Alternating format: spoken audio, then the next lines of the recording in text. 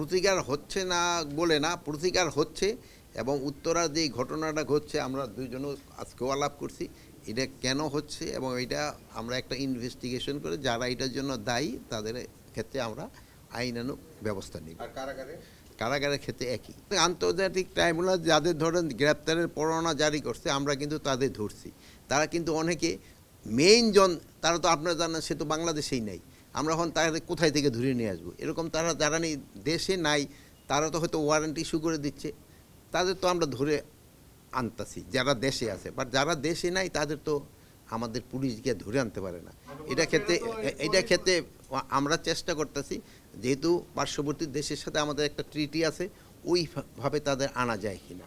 আমরা কিছু আন্তর্জাতিক অপরাধ দমন ট্রাইব্যুনালের কিছু আসামির ব্যাপারে আমরা ইন্টারপোলের মাধ্যমে রেড নোটিশের অনুরোধ জানিয়েছি। তারা এটা প্রসেস করছেন এবং আমার বিশ্বাস অচিরেই আমরা রেড নোটিশগুলো ইস্যু হবে। রেড নোটিশগুলো ইস্যু হলে তখন ওই হোস্ট কান্ট্রির পুলিশের একটা নৈতিক দায়ভার আসবে তাদেরকে অ্যারেস্ট করার।